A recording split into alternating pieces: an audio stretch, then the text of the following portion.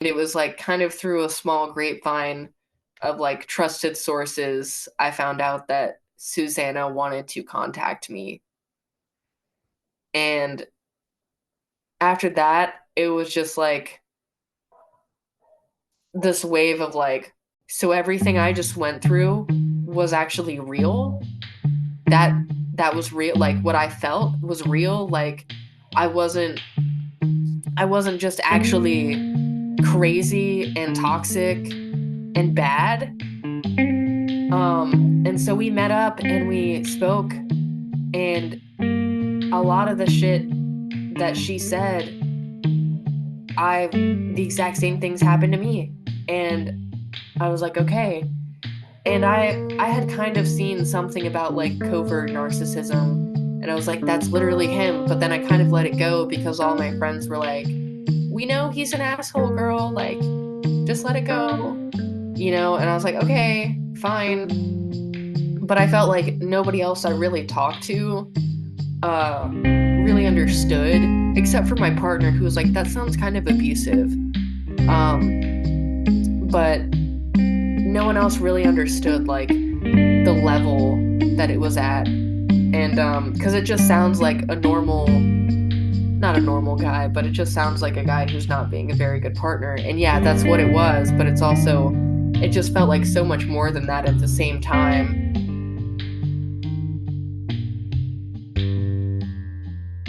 I'm Donna Anderson, and this is True Love Fraud Stories.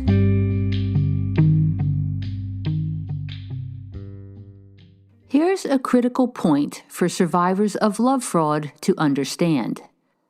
Sociopaths abuse all their partners. It might take some time, but eventually, sociopaths lie to, cheat on, and exploit everyone they are romantically involved with. It's just what they do. The previous 3 episodes of True Love Fraud Stories were about Susanna, who dated Luke for 2.5 years. This is the story of Jessica, who was with Luke before Susanna, although there was some overlap. All names have been changed to protect the privacy of everyone involved. When the 2 women finally connected, they realized that they'd endured similar abuse from Luke. Like Susanna, Jessica met Luke in a 12-step recovery meeting. She was there to overcome her addictions to alcohol and marijuana, which she'd begun using in her teens. I grew up around family members who were addicts and alcoholics as well. So I just kind of started getting into my own rebellious phase and kind of uh, followed down the same path that I was around growing up. By her early 20s, Jessica realized that she was going nowhere in life. She wanted more. So she quit working in restaurants, a difficult environment for someone with addiction issues, and got an office job. Still, she struggled. It was Jessica's boss who first took her to a 12-step program, and Jessica was able to stop drinking and smoking weed. 6 months later, she moved, but she wanted to continue her path of sobriety. I had changed meetings because I was in a new city. And so I started going to this one meeting that was late at night and super close to where I lived, within walking distance, because I didn't have a car. And I went to this meeting and I saw people that were my age, because back home, I didn't really see anybody around that was my age. So, like, I didn't have that much of like a relatability there. And I just felt like, you know what? I belong here and I'm going to keep going to this meeting. Jessica was 23 years old.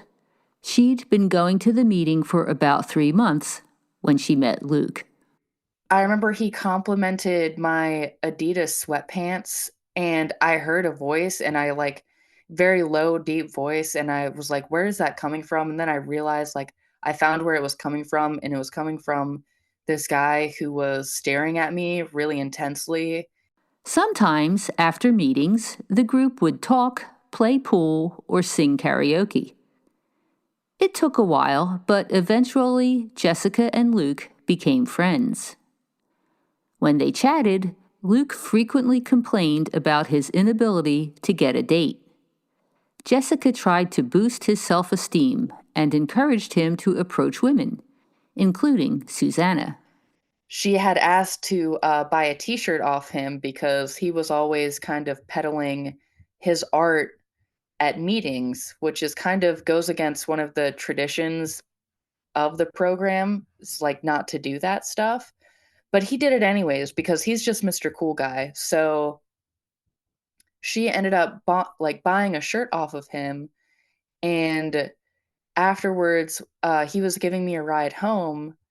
Um and I was like, you should just, like message her, because they had talked about adding each other on Facebook, and I was like, there you go, like you could message her and say what's up now.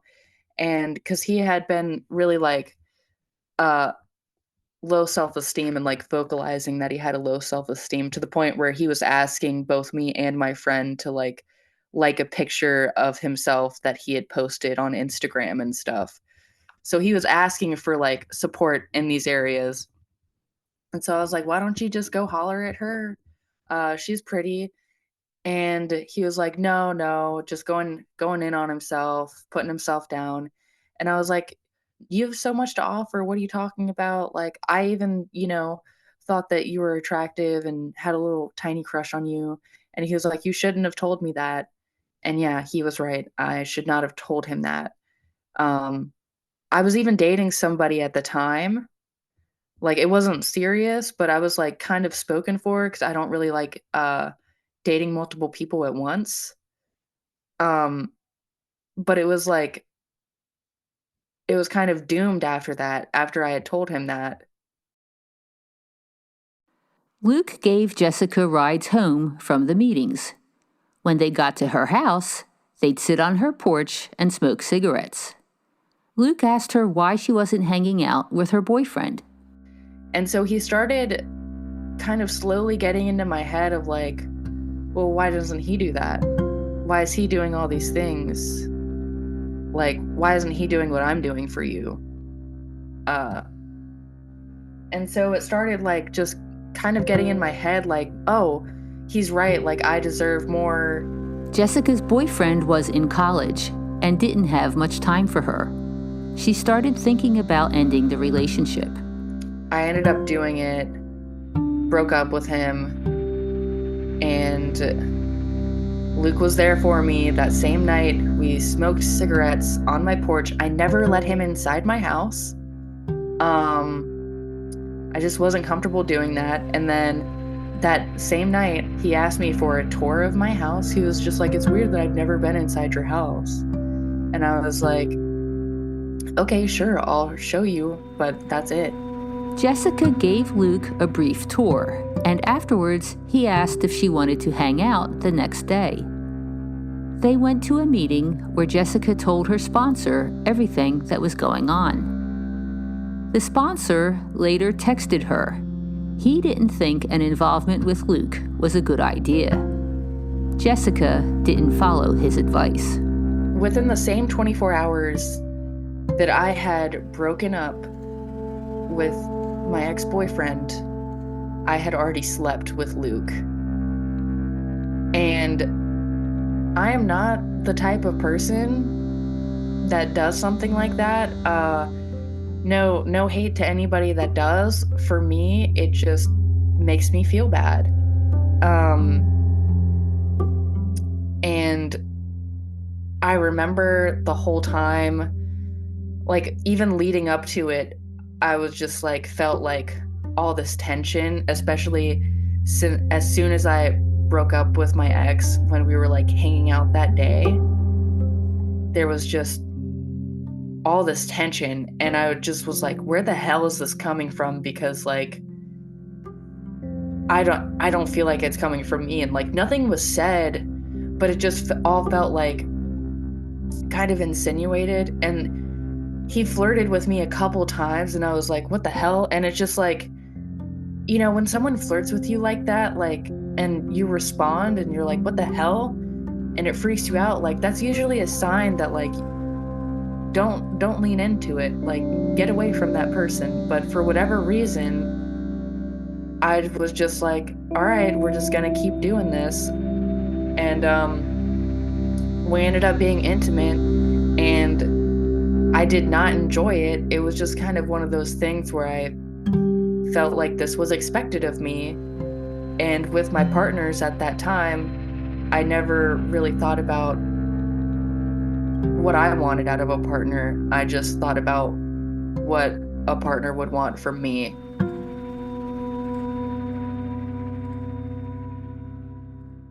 They went on one date and then spent the next week together, mostly at Luke's house. But Jessica really wasn't into it. It was like we were having a lot of sex and I was just not enjoying it. Wasn't like felt like I was just disassociating a lot of the time. And I easily could have said no, but then that just would have made things weird.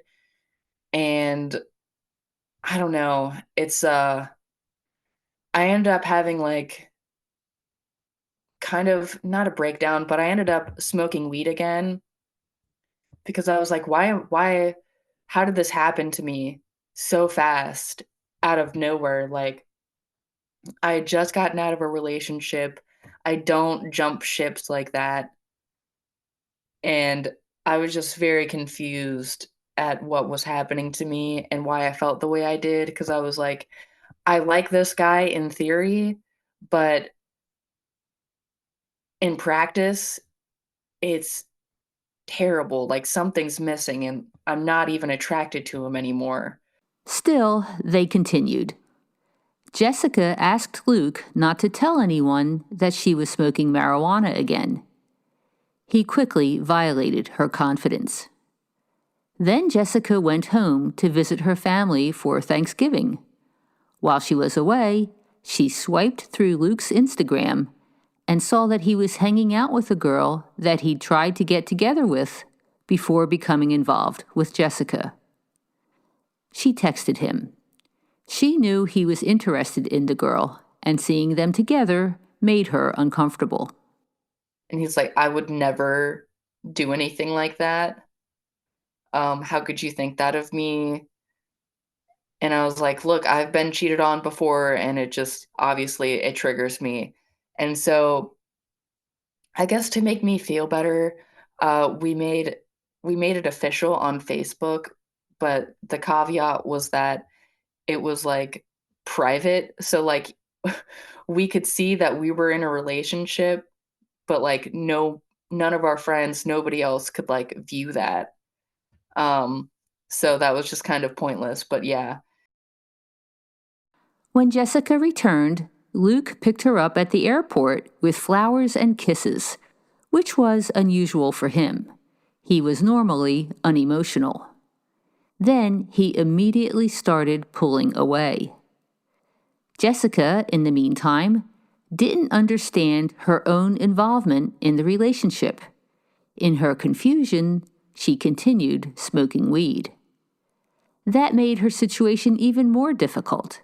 She sensed that Luke disapproved. She resolved to quit. I was like, I'm gonna not smoke weed anymore. I'm gonna, I want his approval again. I'm gonna be back on this 12-step program, gonna be a powerhouse, and I'm gonna make him proud. And so I kept trying to do that, but the harder I tried, like the more I failed, especially when I would go to his place almost every night. And it got to a point where like he would barely talk to me, barely touch me. All Luke wanted to do was sit on his bed and watch television, a show that he picked without being interrupted. And I wasn't allowed to be on my phone because I had to watch his show. And if I moved or adjusted anything, he would just like exhale or like just sigh, a, a disapproving sigh.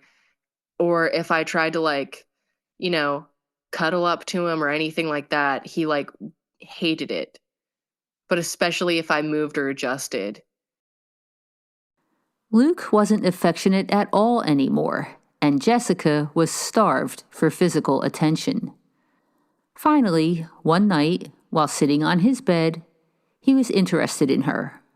And so he had like done this thing that guys do sometimes, and I don't really appreciate it, but he'd like kind of signal to me that he was turned on. And I was like, okay, so I guess I'll just, you know, play into this. And so we started having sex, and out of nowhere, he just started laughing in my face, like maniacally, as though he were the Joker. And I was like, what the fuck was that? And I just, I was so shocked by that. I just couldn't believe that he had done that. And so we just like, we stopped having sex, obviously. And I like turned around to face the wall because his bed was up against the wall. And I remember I was crying because like that was so humiliating. And I was crying, and he said, "Oh, now you're crying?" And yeah, I'm crying. You just laughed at me in my most vulnerable like moment. Like, what are you talking about? And so it just got to be more of that. And I think at one point on a different night, I had just gotten so fed up with the fact that like it was just so stale and so bland, and I just didn't understand what I was even doing there. It just felt like I could have been a mannequin and it wouldn't have even mattered. So I just decided, I was like, I'm going home, and I just left. And I didn't say anything to him, and he didn't say anything to me. And then I got home and I was like, why did I just do that? I started to feel so guilty for him, like about the whole situation. And then I was like, oh, well, he didn't even care that I left. And so then, of course, like I'm groveling and I'm like, I'm so sorry, blah, blah, blah. And he's like, it's fine. And there I go again, like trying to get his approval back. And it just, I don't know. It was not okay at all. Luke became more distant. Then he started mistreating Jessica in front of other people, even at meetings. So they decided to take a break in their relationship. Jessica thought it was a pause, but Luke apparently thought it was over. We go on a break, and he's like, I just feel like I'm gonna keep hurting you.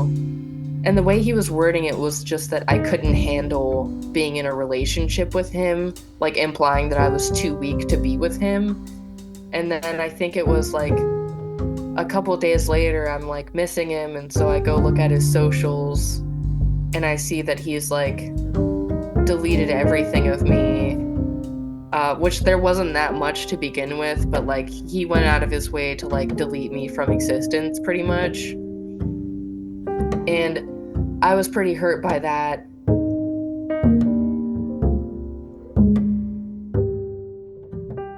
They were no longer together, but Jessica decided to keep going to the 12-step meetings. She was making progress in her recovery, even sponsoring other people.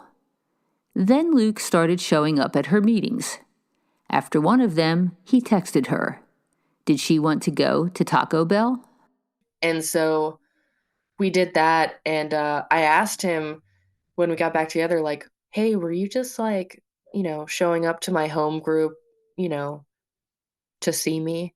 And he was like, no, but didn't mind that you were there. And it was just like really weird because I was like, okay, because that would have been cute if you had and you just missed me or whatever. But no, you weren't even thinking of me. Of course not.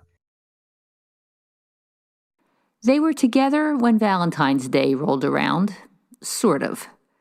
They saw each other, but their time together was strained. The very next day, after a meeting, Luke broke up with her. He was driving me home, and we were sitting at a stoplight, and it was just so awkward all day Valentine's Day up to that moment. And it was like he sucked all the air up out of the car, and he was like, I don't want to be in a relationship with you. And we were sitting at a stoplight, and at that point I was so fed up with like this back and forth bullshit that I just got out of the car at the stoplight. I was like, I'm not entertaining this. Like, you couldn't have even waited till I got home. We were almost there, like, whatever. So, hopped out of the car, and I blocked him on everything. I was like, to hell with this. I'm done with this guy.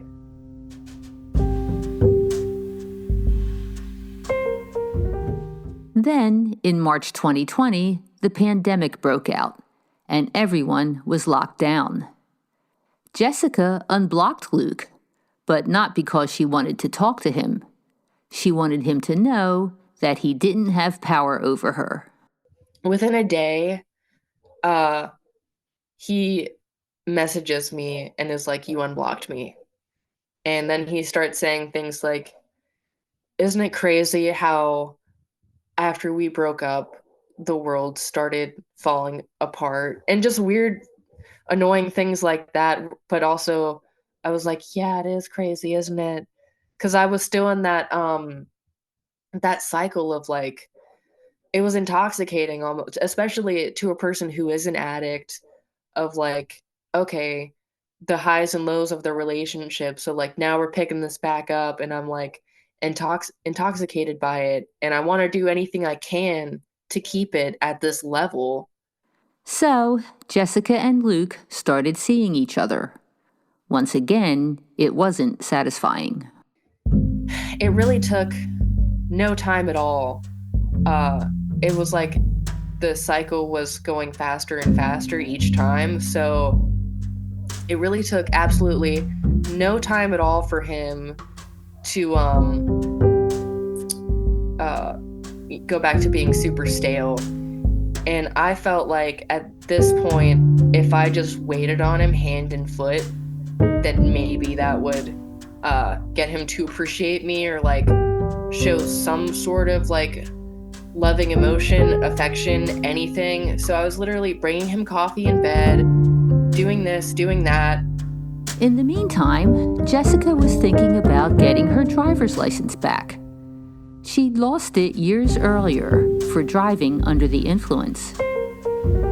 If Jessica had her license, then she could get a car. Luke immediately started pushing her to do it. He was tired of driving her around. He kept sending her ads for cars on Facebook Marketplace. Eventually, Jessica felt so pressured that she went off on Luke. I ended up telling him, I was like, I don't want to be with you anymore. Like you act like you're my dad on certain things, and then you're barely a partner to me at all. I don't want to be with you anymore. And I kind of yelled at him, and I hung up on him, and it felt really good for about 5 minutes. And then after that, all this guilt just came raining down on me once again. And I don't know. I literally just felt like I had failed. Throughout much of her relationship with Luke, Jessica struggled with suicidal ideation. She tried talking about it with Luke months earlier. He wasn't supportive. I brought it up. I was like, I'm like kind of struggling with like some not great feelings. And instead of like asking how he could be there for me or anything like that, or even like, hey, maybe you should, go see a doctor or figure that out, he would just kind of like interrupted me, and he was just like, don't. Like he would just like had enough of me or something. As if like I had just been like taking all the air out of the room and like complaining and making everything about me, but I wasn't. Now, after she'd broken up with Luke, Jessica was feeling much worse. I've started to get really suicidal, even more so because at this point I was the one that broke it off. And I knew, I was like, there's no coming back from this. Like, it's actually done now. He is done with me. I couldn't go back to him. Even if I tried, he wouldn't have me. The spring and summer of 2020 were rough for Jessica. Her mental state was not good. The pandemic was wearing on. She started drinking again. I want to die anyways, so what's the point? The crazy thing about alcoholism is that,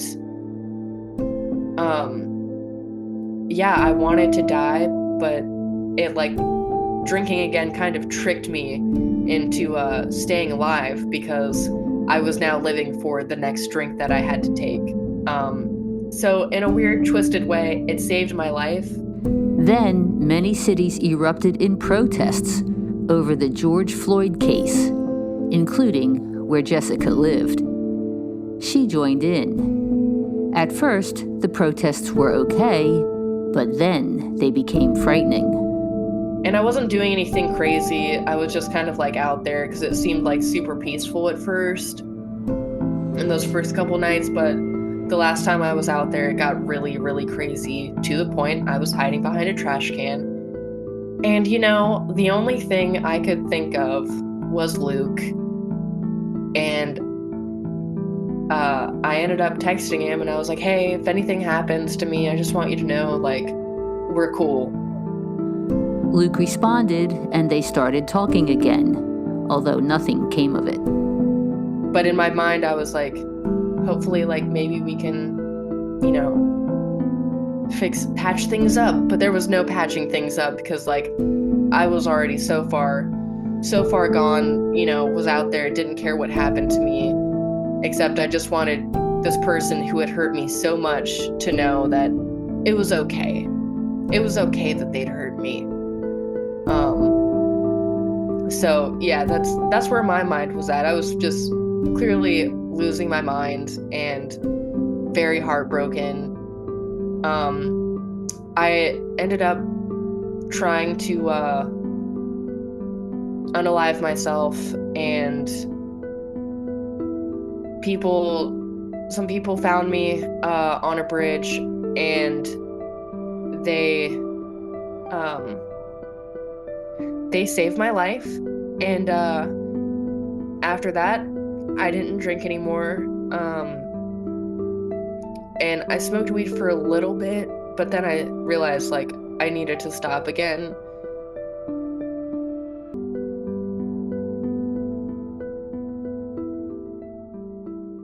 Jessica quit drinking and smoking weed. She got a new job, and she went back to the 12-step meetings where she saw Luke with Susanna. She couldn't believe it. That just feels like it's some weird, kind of adding insult to injury, was the fact that he chose to pursue her. Because I don't know who's to say what goes on in his head. I hope I never know, but I just feel like he did it on purpose. And it bothered me, especially coming back to the rooms, getting newly sober, and seeing him around. It bothered me so much, but I knew that I had to keep going. No matter what, like, I couldn't let him, like, get, like, sidetrack me or, like, derail what my progress. I wasn't gonna let anybody do that or give anybody that power over me ever again.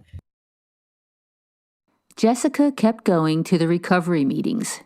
In fact, she became responsible for running some of the meetings. And following the exhortation of the 12-step program, she worked on releasing her resentment. And she prayed that Luke and Susanna had a happy relationship. There was a couple times where I did get nosy and I did look at his socials and see, like, oh, well, they're going on trips. We never did that, so good for them. And I also resented that because it just made me feel like, okay, well, it was just my relapse and it was all me. Every little thing that I did, it was all my fault that he reacted that way. Must have been. Jessica stuck with her sobriety commitments and eventually became involved in a new, much healthier relationship. Her new partner knew Luke and asked what had happened between them. And I told him everything that happened, from like the laughing maniacally in my face.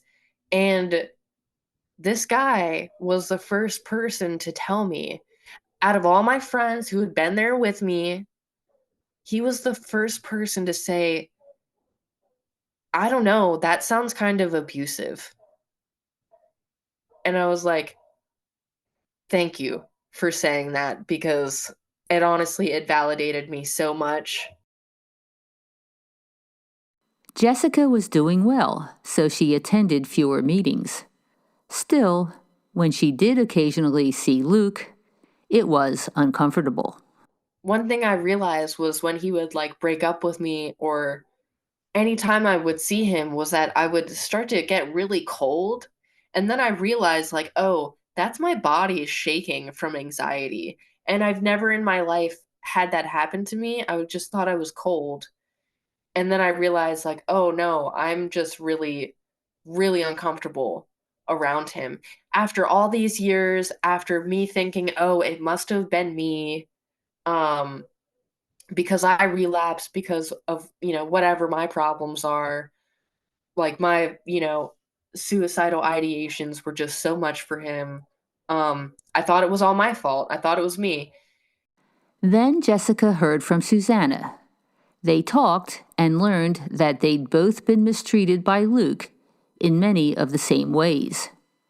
The relationship issues were never their fault. The problem was Luke. Susanna really just changed the whole game for me and helped me realize a lot of stuff. And it really just, I don't know, I feel like a weight's been lifted in a lot of ways now. And I'm really grateful for that. And I'm really grateful for her because she's a cool chick. And we text, we hang out, and I'm stoked on that. So at least he has good taste in women. I'll say that much. So, what is Jessica's perspective now on her involvement with Luke? When I look back, I just kind of see all the red flags where I could have just could have just walked away. But I realize I realize now that a lot of I didn't really know what I wanted out of a relationship. I just knew that if somebody wanted me, then to just kind of entertain that. If there was the connections were right and stuff like that. I had very low expectation, low standards, I guess you could say. And my standards are a lot. Now I know what I want in a relationship and what I need. But before that, I really had no idea. So if there's one good thing that came out of it, was that I definitely figured out what I don't want. And I think another thing is just that, it wasn't all my fault. Because it really felt like for the longest time, like, oh, I was just the relapsed one. And that was the narrative that he was probably spinning about me to other people. And I always thought about that going to meetings. Was that, oh, yep, here comes the relapse person. And now here I am with 3 years sober, and no one can take that from me. I'm Donna Anderson, and this is True Love Fraud Stories. I invite you to listen to expert commentary related to this story.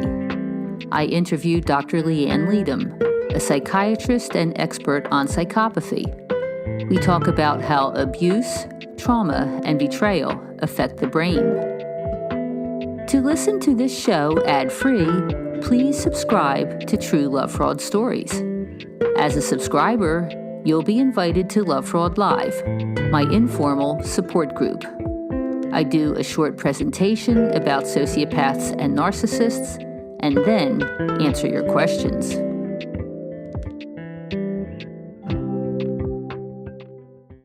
Tell me about the black eyes. Yeah, so I've definitely seen those. At first, I thought that, and especially when we weren't doing great, like just sitting on the bed, I would see those and I just figured, oh, well, even if we're not doing good, at least he still likes me, because when you like somebody, your pupils dilate. So that's what I had always thought that was, until Susanna helped educate me otherwise. I literally had no idea. But yes, there were black eyes, and it was really weird to see because his eyes are blue. And I was like, oh, well, he just really must, like, there's something there for us. There's hope yet.